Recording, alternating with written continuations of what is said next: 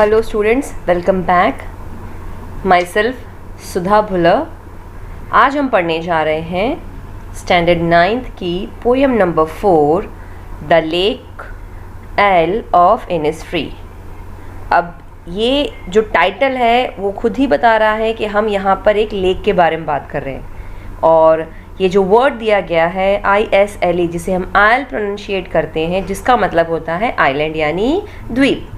कहाँ पर आया हुआ द्वीप है ये? इनिसफ्री। इनिसफ्री नाम की एक जगह है, आयरलैंड नाम का एक कंट्री है वहाँ पर। तो ये पूरे लेक किसके बारे में है, पूरी पोएम किसके बारे में हम पढ़ते हैं। इस पोएम के जो पोएट है उनका नाम है विलियम बटलर यीस्ट। ये जो पोएम है, this poem is a lyric. Lyric means ये एक म्यूज़िकल पोएम है जो कहीं ना कहीं एक्सप्लोर करती है जो हमारे पोएट हैं वो कैसे अपने आप को, जो शहर का माहौल है, अब हम जानते हैं शहर का माहौल कैसा होता है, बहुत ज़्यादा क्राउडेड होता है, बहुत ज़्यादा नॉइज़ होती है, पीस देखने को मिलती नहीं है। उसके ऑपोजिट कवि जो हैं वो अपना बचपन याद करते हैं, जब वो छोटे बच्चे थे तो कैसे वो अपना पूरा समय ऐसी जगह पे बिताना पसंद किया करते थे। इस वजह से इसका नाम इनिसफ्री रखा गया है। ठीक है, ये बहुत ही शांत तरीके का यानी क्वाइट पेस बताया गया है। इसी वजह से कवि जो हैं विलियम बटलर यहाँ पे जाना चाहते हैं। इन्होंने अपना पूरा बचपन इस लेक पर बिताया हुआ है। यहाँ पर उनकी बहुत सारी स्वीट मेमोरीज़ हैं जो वो वापस से जीना चाहते हैं। इसीलिए वो हर पल कहाँ जाने की होड़ में होते हैं, जल्दबाजी में होते हैं, इनिसफ्री नाम की जो जगह है वहाँ पर। तो चलो शुरू करते हैं पोएम की reading. This well known poem explores the poet's longing for the peace and tranquillity of Innisfree. ये जो बहुत ही फेमस पोएम है, फेमस पोएम इसलिए है क्योंकि पीस को यानी शांति को देखने जाएं, और ट्रैंक्विलिटी का मतलब होता है कामनेस, जो एकांतवास होता है, एकांतता होती है। इस जगह को पहुंचने के लिए वो कहाँ जाना चाहते हैं? इनिसफ्री में। A place where he spent a lot of time as a boy। एक ऐसी जगह जहाँ पर उन्होंने अपना पूरा बचपना, जो चाइल्डहुड होता है, वो बिताया था। ये पोएम कैसी बताई गई है? Lyric. Lyric means musical poem बताई गई है। अब हम स्टैंजा बाय स्टैंजा इसकी रीडिंग कर लेते हैं। I will rise and go now and go to Innisfree, and a small cabin built there of clay and wattles made. 9 bean rows will I have there, a hive for the honey bee, and live alone in the bee loud glade. And I shall have some peas there, for peas comes dropping slow, dropping from the vales of the morning to where the cricket sings, the midnights all a glimmer and noon a purple glow, and evenings full of the linnet's wings. I will arise and go now, for always night and day I hear the lake water lapping with low sounds by the shore. While I stand on the roadway or on the pavement's grey, I hear it in the deep heart's core. अब हम stanza bye stanza इसको read करेंगे और समझने की कोशिश करेंगे। I will arise and go now and go to Innisfree, and a small cabin built there of clay and wattles made. 9 bean rows will I have there, a hive for the honey bee, and live alone in the bee loud glade.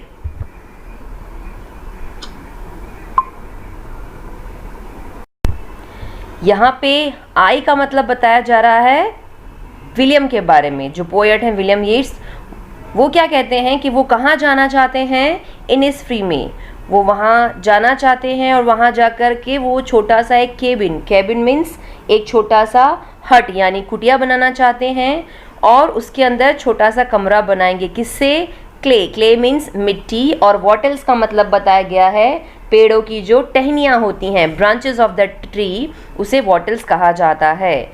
इतना ही नहीं, वो वहाँ पर जाएंगे तो natural उनको खाने के लिए खाना चाहिए होगा, तो वो कुछ बीन्स को भी ग्रो करेंगे। 9 रोज में, 9 लाइन्स में वो बीन्स मीन्स सेम, आपने वेजिटेबल का नाम सुना होगा, उसको भी वहाँ पे ग्रो करेंगे। और इतना ही नहीं, वो क्या करेंगे, एक छत्ता भी ढूंढेंगे हनी बी का। हनी बी मीन्स मधुमक्खियाँ, वो छत्ता ढूंढेंगे ताकि उनको खाने लायक शहद मिल सके।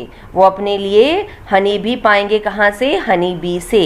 और वो आगे कहते हैं कि वो कहाँ रहेंगे, इस जगह पे कहाँ पर रहना चाहने की वो डिमांड कर रहे हैं। तो इनिसफ्री नाम की जो जगह है वहाँ पर, वो भी कैसे, अलोन। अलोन क्यों, क्योंकि वो ओपन स्पेस में, एकांत में रहने की इच्छा रख रहे हैं।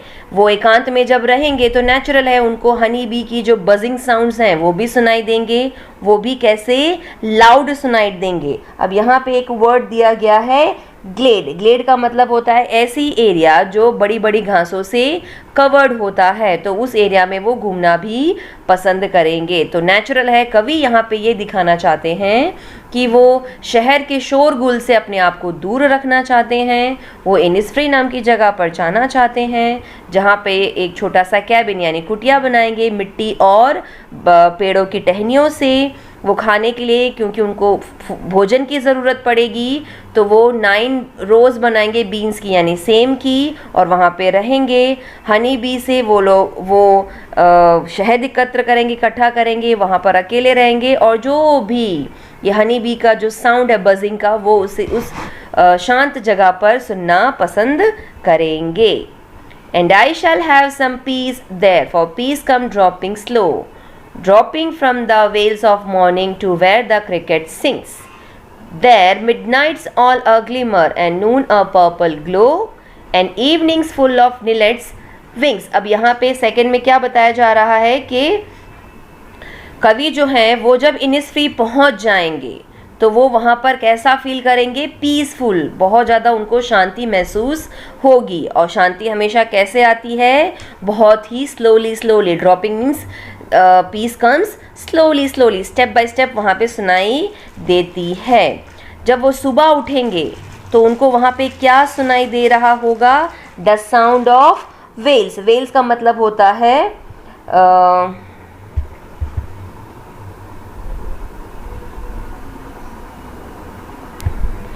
थिन क्लोथ मीन्स बहुत ही ट्रांसपेरेंट सा, पतला सा जो कपड़ा होता है उसे वेल कहा जा रहा है। तो यहाँ पे क्या कह रहे हैं कि वो जब सुबह उठेंगे तो वो सुबह उठते वक्त जो शांत वातावरण है उसे देखना पसंद करेंगे। हर तरफ क्या छाया हुआ होगा, क्लाउड होगा, क्योंकि मॉर्निंग में हम जानते हैं कि जो व्यू होता है काफ़ी ज़्यादा क्लियर होता है। और वो सुबह उठ करके खुद को छुपा करके क्या देखना पसंद करेंगे, क्रिकेट को।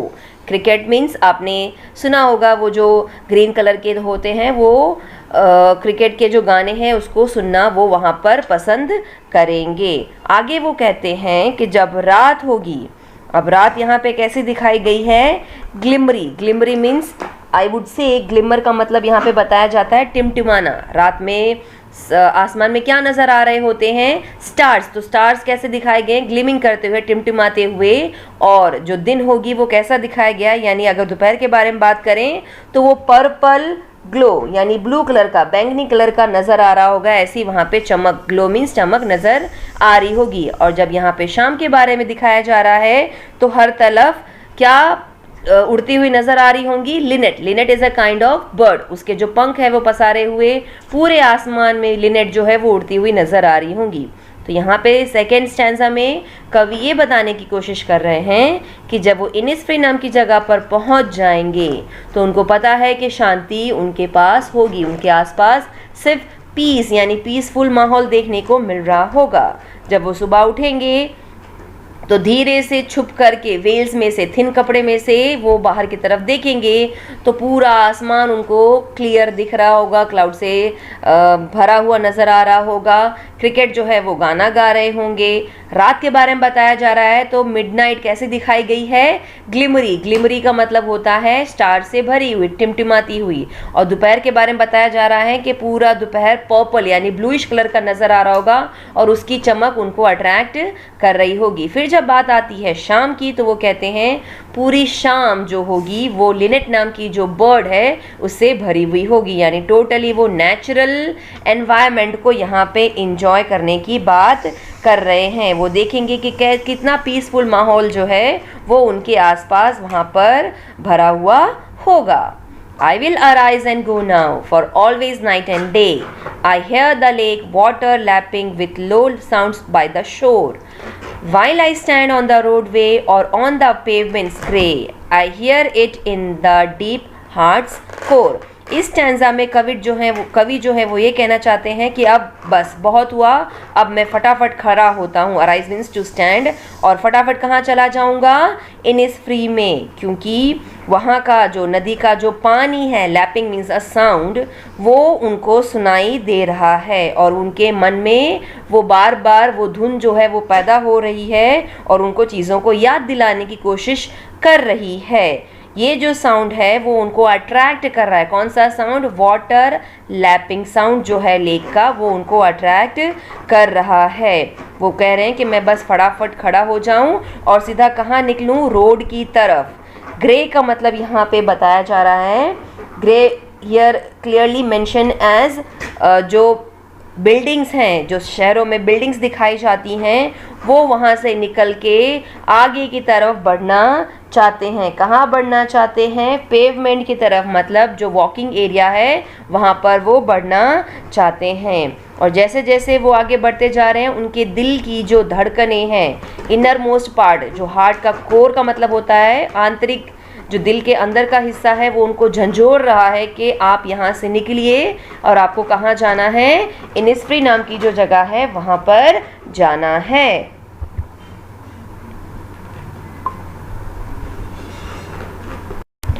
इन शॉर्ट इस पोयम में हमें एक मैसेज देखने को मिलता है। क्या? कि जो लाइफ होती है सिंपल, वो हमेशा कहाँ देखने को मिलेगी आपको? रूरल एरिया में, यानी गांव में, एकांतवास में।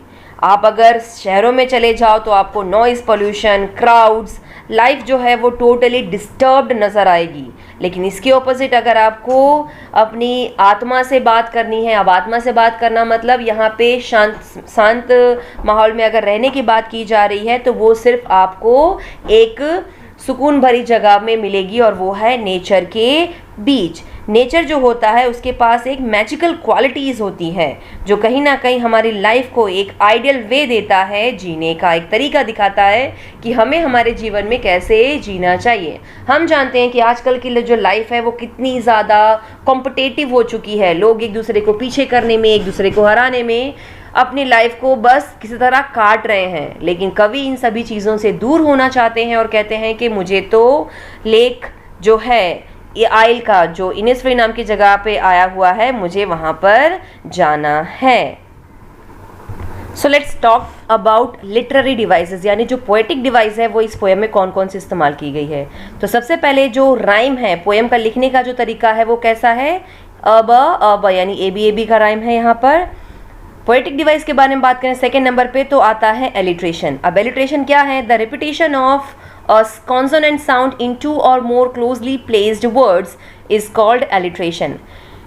रिपीटेशन देखने को मिलता है कॉन्सोनेंट साउंड्स का, जो पास पास में रखे हुए जो वर्ड्स होते हैं, हमने सिंपली पहले भी पढ़ा था, alliteration means repetition of the consonant sounds. तो इस तरीके का जो यहाँ पे वर्ड देखने को मिल रहा है वो कौन सा है देखते हैं। आप यहाँ पे ध्यान से देखेंगे तो हाइव, हनी बी, जहाँ पे एच साउंड जो है वो रिपीटेड किया गया है। इसके अलावा लेक, लैपिंग लो, यानी जो एल साउंड है वो रिपीट किया गया है, इसीलिए ये एलिट्रेशन पोएटिक डिवाइस माना जाएगा। देन अगर हम बात करें सेकेंड पोएटिक डिवाइस की यानी फिगर्स ऑफ स्पीच की, तो वो है रेपिटेशन। कैसे? I will arise and go now, जहाँ पर स्टैंजा 1 में और स्टैंजा 3 में एक ही सेंटेंस को बार बार रिपीट किया गया है। कौन सा? I will arise and go now. ये जो फ्रेज है ये स्टैंजा 1 में और स्टैंजा 3 में रिपीट किया गया है, इसलिए इसको रिपीटेशन भी कहा जाएगा। Then comes personification. यहाँ पे सुबह को पर्सोनिफाइड किया गया है, अद्भुत दिखाने की कोशिश की गई है। जनरली सुबह कैसी होती है उसको बढ़ा चढ़ा के दिखाने की कोशिश की गई है, कंपैरिजन करने की कोशिश की गई है, इसलिए यहाँ पे पर्सोनिफिकेशन देखने को मिल रहा है। देन कम्स मेटाफर, यानी यहाँ पे कंपैरिजन की गई है क्लाउड्स को किसके साथ? वेल्स के साथ। Veils means a thin cloth. अब थिन क्लोथ को किसके साथ कंपेयर किया गया है? क्लाउड्स के साथ, यानी ट्रांसपेरेंसी दिखाने की कोशिश की गई है। तो यहाँ पर हमने देखा कि कौन कौन से पोएटिक डिवाइस इस पोएम में इस्तेमाल किए गए हैं। आई होप आपको ये जो पोएम है वो अच्छे से समझ में आ गई होगी। चैनल को सब्सक्राइब करिए क्योंकि ये फ्री ऑफ कॉस्ट है। Thank you.